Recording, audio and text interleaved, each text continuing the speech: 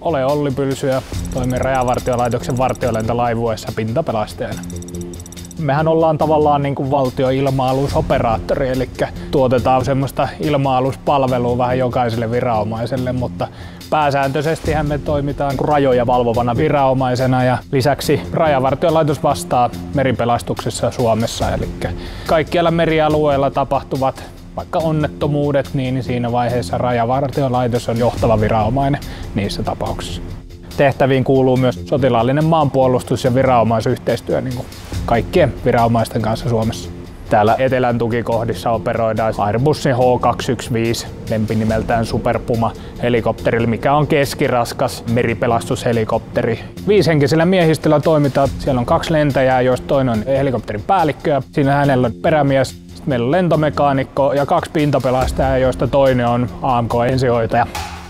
Rajavartiolaitoksessa ensihoitotoiminta, varsinkin täällä meillä, niin meripelastus on se Rajavartiolaitoksen yksi tehtävistä, niin siellä tarjotaan vähintään perustasosta ensihoitoa, mutta Helsingin ja Turun meripelastuskopterit molemmat toimii hoitotason yksikkönä, eli me pystytään ihan kokonaisuudessa hoitaa vaikka koko ensihoitotehtävä ihan omana yksikkönä, eli ei edes lähtökohtaisesti oleteta, että sinne on välttämättä muita tulossa, että totta kai mikäli siellä on porukkaa, niin aina parempi, mutta näin se ei aina välttämättä ole.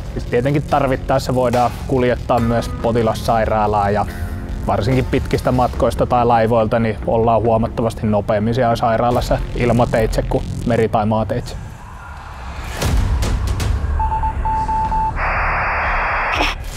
Hälytysilmoitus Raja 200 tehtävä 706 Pertta. Aivoverenkiertohäiriö matkustajalaivalla. 1002 oli paineeksi. Joo. Voidaan alkaa lukea. FMS 12, Radalt 12. Radaltit testattu, FMS päivämäärä ja radiotesti lähti vielä juokseen. Radar test standby. Full system testattu, system check completed. Saatiin jo päivällä kiireellinen hälytystehtävä matkustajalaivalle. Siellä oli tämmönen aivoverenkiertohäiriö potilas ja aloitettiin välittömästi lähtövalmistelu ja otettiin sinne sitten saman tien suuntia ja lähdettiin vähän niin kuin laivaa vastaan. Ja kyseessä on tämmönen hyvin aikakriittinen potilas ja nopea pääsy sairaalahoitoon on äärettömän tärkeää. Onks takana ready? Jep, takana on valmista. Morjesta Helsingin Tarninkaan 207 over. Break 3 and nose will lock. Keep lead offset. On. Float sit on before take check completed. Complete. Ole ilma.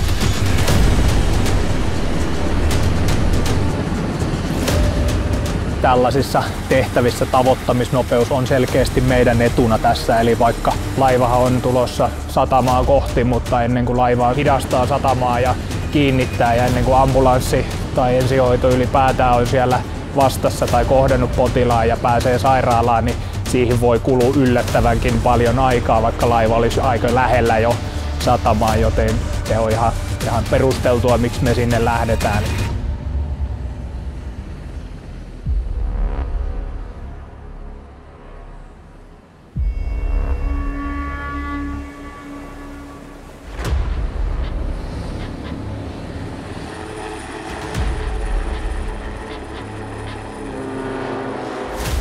Saatiin laivaa yhteys radioitse ja sinne mentiin laskuun. Siellä on hyvä laskupaikka kopterille ja ensihoitajan kanssa sitten mentiin kohteeseen ja kohdattiin potilas. Potilaasta tehtiin nopea arvio ja aika klassiset oireet sieltä löytyi, jolloin niin kuin nopea load and go evakuointi vaan ja kopterin kyytiin, missä meillä on hetki aikaa tehdä sit tarvittavia mittauksia ja että sinne paikan päälle on ihan turha sitten enää jäädä, että potilas kyytiin ja uudelleen ilmaa ja kohti sitten sairaalaa ja pään tietokonekuvausta. Siinä mitä ehdittiin mittaukset tekemään ennen kuin sairaalan katolla oltiin ja ennakko antamaan sairaalalle, että siellä meitä ollaan vähän vastassa ja he osaa varautua potilaan tuloon.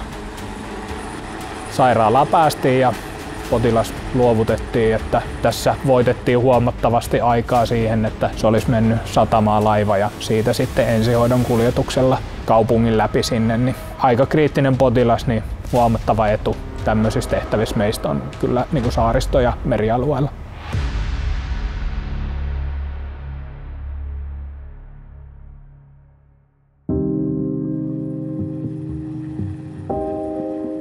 Mikko Terho ja olen pintapelastus- ja ensihoitoryhmän johtajana. Vuodesta 1993 ensiksi Turussa olin 25 ensimmäistä vuotta ja nyt sitten loppuajan olen ollut täällä Helsinki-Vantaan tukikohdassa. Vielä on pikkasen aikaa virkauraa jäljellä.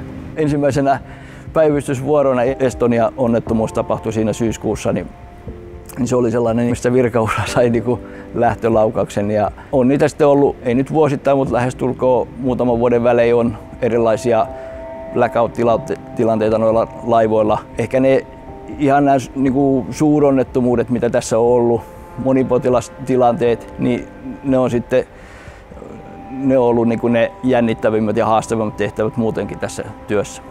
Kyllä mä sanoisin, että varmaan palkitsevimmat asiat tässä ehdottomasti on se, että kyllä mä henkilökohtaisesti ajattelen, että semmoinen tietynlainen auttamisen haluhan tässä kaikilla on, että konkreettisesti pystyt jotain auttamaan, niin siitä tulee ainakin itselle ihan hyvä mieli. Sitten ehkä haaste on se vastapuoli, eli ei pysty auttamaan jotain tai se on liian myöhäistä.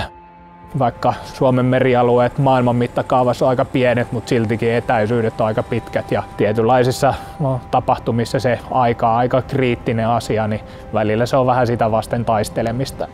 Työssä ylipäätään on se, että kuviahan saadaan hienoja auringonlaskusta ja mistä vaan, kesällä varsinkin, mutta mennään sitten puoli vuotta eteenpäin, ollaan marraskuussa räntäsateessa ja huonossa kelissä, kovassa merenkäynnissä, niin kyllä silloin niin kuin fokus pitää olla siinä hommassa täysin. Jos nyt meripelastuksen ensihoitotehtävistä puhutaan, tuosta kun lähdetään tuonne merelle, niin siellä olemme sitten niin sanotusti omillamme. Että harvoin sinne sitten muita tulee, että ei sinne saada lääkärin avuksi, jollei sitä on otettu sitten tästä matkalla jo lähtiessä mukaan. Ja sitä kautta luovat oma haasteensa ja niihin koitetaan sitten varautua. Jatkuvaa harjoittelua, että lähestulkoon joka työvuorossa käydään jotakin asiaa läpi. Ja sitten on samat harjoittelut, mitä käy hoitotason ensihoitajat hyvinvointialueilla. Ja tietysti ollaan pyritty rakentamaan siihen sitten vielä lisää. Eli on työpaikkakoulutuksia, joita käydään täällä sitten työvuoroissa ja kaikki on pyritty harjoittelun avulla varautumaan. Ja mitä paremmin on harjoiteltu, niin se vähempi se sitten jännittää siinä kohtaa, kun se on niin sanotusti päällä. Seuraavaksi mennään tekemään tuommoinen vesivinsausharjoitus, jota me tehdään aina yhtenä työvuoroharjoitteena. Pistetään toinen pintapelastaminen veteen ja sitten käydään poimimassa sieltä ylös ja harjoitellaan evalenkin pukemista. Ja on hyvää puhumisharjoitusta ja vinsausharjoitusta koko porukalle, lentäjät saa omaa harjoitusta ja mennään kokeilemaan semmoista. Oliskapassa etuvasemmalla nyt. Vielä 5 metriä, niin saadaan se ihan tasaiselle tuohon. Viitonen. Tässä on paikka hyvä, tässä vasen puoli näyttää hyvällä ja hyvältä näyttää sopivasti. Tänään harjoitus aloitettiin sillä, että mentiin luodolle, puhuttiin maastolasku ja siinä kohtaa pintapelastaja jäi sinne luodolle ja siirtyi siitä veteen uiskentelemaan. Kopteri teki pienen kierroksen ja sitten pintapelastaja meni sitten vinssaamaan tämä uivan kaverin sieltä pois. Eli siinä harjoiteltiin ihan miehistöyhteistyötä ja kommunikaatiota. Ja lentäjille tuommoisessa vinssaustilanteessa haastavaa tietysti pitää se kopteri paikallaan. Tuuli saattaa olla puuskittaista. Toki kopteri on iso, ettei se nyt ihan pienestä puuskista mihinkään heilu, mutta joka tapauksessa sen vinssauspaikan pitäminen sen lentomekaanikon puheiden perusteella, sama kuin sen vintsauskorkeuden säilyttäminen, ettei se kone pumppaa ylös alas. Monesti se on sitten sellaista käsityötä, missä sitten se lentäjän ammattitaito punnitaan. Pitää aina myöskin pitää huoli siitä, että turvallisuus säilyy. Eli aina pitää olla se muistutus siinä, että se meri on sellainen arvaamaton. Eli pitää olla varusteet kunnossa. Noin kun niitä tulee käytettyä, niin sitten ne myöskin pysyy kunnossa. Kaikkipa näyttää hyvältä, siirrytään ulos. Joo, engaged. Ja siirrytään ovelle. Ulkopuolella ollaan. Lähdettiin liikkuu, jatka vaan. Hyvä suunta. 7, 6. Jatka vaan 5. Hyvä. Edessä ollaan. Sellaisessa tilanteessa, että ei päästä laskuun, esimerkiksi ahtaat paikat saarissa, puut tiellä tai sitten kerta kaikkiaan kalliolta ei löydy niin tasasta paikkaa 3 pyörälle, 2 pyörälle tai edes 1 pyörälle, että me ei mahduta sinne, niin silloin me kuljetaan vinssin kanssa. Ja kaikilla laivoillahan ei ole laskupaikkaa, että monessa paikassa on pelkkä vinssauspaikka. Eli se kantavuus tulee sitten vastaan, että tuo 8000 kiloa painava kopteri ei siihen ole sallittua laskea. Ja nostomerkki tuli. Siitä sopii ottaa etuoikealle 4. Siitä lähtee ylös nyt. Ja ollaan puoliväli. Astiloidan tasalla. Kiinni. Ja tullaan sisälle nyt. Rekki.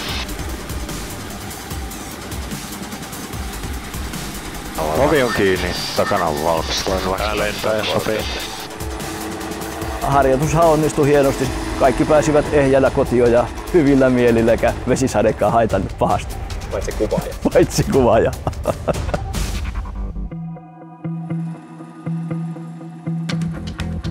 Pintapelastajaksi tullaan rajavartijan peruskurssin kautta, eli ollaan enemmän tai vähemmän työskennelty jossain päin rajavartiolaitosta valmistumisen jälkeen ja pääsykokeet kun on tullut, niin siinä vaiheessa sitten ollaan hakeuduttu pääsykokeisiin, sitten pärjättykin vielä jokainen yksilönä hyvin ja sen jälkeen tullaan oikeastaan pintapelastajan tehtävään ja aikanaan kun on pintapelastajana ollut jonkun aikaa, niin siirtyy sitten ensihoitajan tehtävään ja jos ei tutkinto ole, niin voi sitten työn ohessa opiskella vaikka ne AMK-ensihoitajan pätevyyden. Lentäjät meille tulee kaikki puolustusvoimien lentorukin kautta ja siitä kadettikouluun ja ne aloittaa tuosta vähän pienemmästä kalustosta ensiksi ja siitä sitten hiljalleen siirtyy vuosien mittaan ja kokemuksen mittaan tuohon isompaan ja aikanaan sitten päälliköksi asti. Lentomekaanikot meillä on kaikki rajavartijan peruskurssin kautta tulleita, mutta heillä on ennalta siviili ammattitutkinto, eli joko helikopteri- tai lentokoneasentajan pätevyys. He on sitten tuolla vähän niin kuin huoltomekaanikkona korjaamon puolella muutamia vuosia, jonka jälkeen he kanssa siirtyy ensiksi tuo pienempää. Sieltä sitten aikanaan tarpeen mukaan siirtyy sitten meille isompaan koneeseen ja sitten siitä tulee sen muun työn yhteyteen tämä vinssaaminen, mikä on sitten siinä koulutuksessa painotetaankin aika paljon. Meillähän vallitsee koneessa hyvä tommonen tiimityö tai joukkuehenki niin sanotusti. Ja se on äärettömän tärkeä tässä hommassa, koska siellä kun oot vaijerin päässä roikut, niin sulla on kuitenkin mekaanikko, kuka säätää sitä vaijeria, puhuu koneen paikkaa ja samalla lentää ja tekee niitä, mitä se mekaanikko pyytää. Niin siinä on pakko olla tosi hyvä luotto kaikki, ketä siellä koneessa on. Ja sen takia harjoitellaan paljon. Harjoitellaan vaikeita juttuja ja just sen takia, että sit kun mennään, niin me pystytään siellä hyvin toimimaan. Ja joskus ihmiset vaan päätyy hankaliin paikkoihin ja sieltä muuten saamalla, kun esimerkiksi vinssillä, niin se saattaa viedä huomattavan määrä aikaa. Ja sitten ihan yksinkertaisesti paikkoihin, mihin muut ei vaan pääse. Mutta ei pelkästään se, että me päästään paikan päälle, mutta me päästään sieltä myös pois hyvin nopeasti. Lentämisen suhteen niin omat haasteet luo näkyvyys ja jäätävät olosuhteet, niin ne luo sitten semmoista haastetta, mutta näissä on hyvät mittarilento-ominaisuudet ja jäänpoistojärjestelmät, jotka sitten mahdollistaa sen, että lähestulkoon kelissä päästään. Joka sitten aiheuttaa myöskin sitä, että joskus on oikeasti vähän jännää. Turhaista on niin väittää, etteikö välistä oikein pelottaisikin, mutta tavallaan sitten on myöskin tämä työsuola, että ehkä se on just se, mitä tässä sitten pitää kiinni.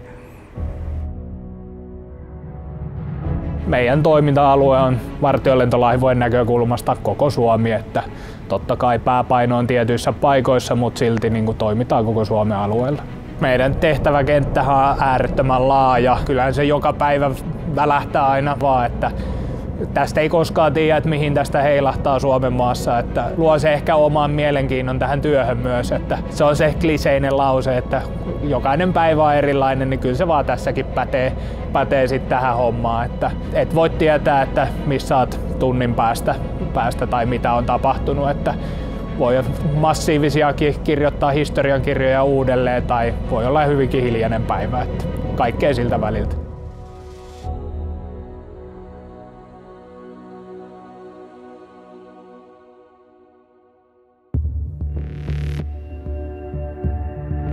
illalla saatiin sitten kenttäjohdon kautta tehtävä poliisilta virka-apuna, että etsintä.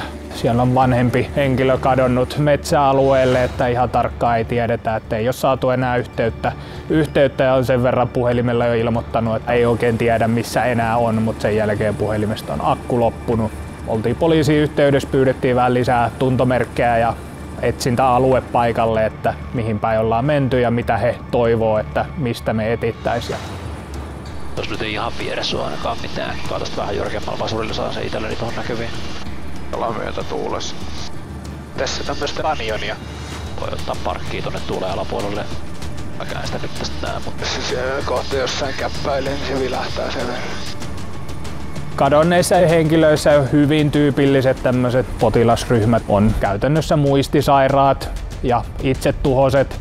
Ja sitten on tietenkin ihan perus marjastajat syksyllä, varsinkin kun kelloja on käännetty, niin se pimeys yllättää ja sen jälkeen ei oikein enää tiedetä, että missä päin se tie on tai koti on, jolloin tyypillisesti sitten tämmöisistä ne soittaa ja saatetaan olla koko ajan yhteyksissä, mutta he ei vaan yksinkertaisesti löydä pois sieltä. Niin käytetään lämpökameraa ja normaali tämmöistä tarkempaa kameraa, että pystytään sitten zoomailemaan. Ja meillä on tietenkin hyvä vahvat valoheittimet, mitkä sitten heijastaa esimerkiksi heijastimista tosi hyvin ja pimeänäkölaitteilla se sitten vielä korostuu sieltä se heijastin. Ja ihan puhtaasti päiväolosuhteissa niin paljalla silmällä etsiessä me hyvin usein jäädään vähän niin kuin paikalleen ja kameran kanssa sitten aletaan haravoimaan sitä aluetta, että drone on poliiseilla usein käytössä, mutta loppupeleissä drone verrattuna tuommoiseen isompaan kameraan, niin se on huomattava ero ja päästään korkeammalle ja on useampi silmäpari, ketkä katsoo sitä kuvaa. Mun puolesta voidaan mennä vaikka vähän lähemmäs. Joo. Vähän eteenpäin valotellaan. Joo, valottelemaan. Löytyykö sitä laisikkaa? Tuolla. Sulla on visuaalisia tuntomerkkeihin sopiva vanhempi mies. Mä kyllä silmällä saa sitä näkyviä, vaikka se varmaan on tässä mun Se näkyvissä on tossa kello 2 ja vajaa 400 metriä ihan keskellä tuosta läpi. Joo. Saat sä opastaa sen perusteella? Osaa. Kello 2 siirtyy kello 1 600 metriä. Hyvä sähti. Edelleen piikissä. Edelleen siinä etupuoli 1. Näkyy. Tässä tapauksessa niin hetken aikaa siinä etsintäalueella oltua, niin lämpökamera-avulla sitten löydettiin henkilö, joka sopisi tuntomerkkeihin ja pystyttiin valasemaan sinne ja olikin aika lähellä tietä ja nähtiin, että poliisiyksikkö on siinä suhteellisen lähellä, niin poliisia ohjeistettiin vähän niin kuin paikan päälle ja osoitettiin, että missä se henkilö on ja näin ollen poliisi sitten kohtasi kadonneen ja onnellinen loppu tässä tapauksessa.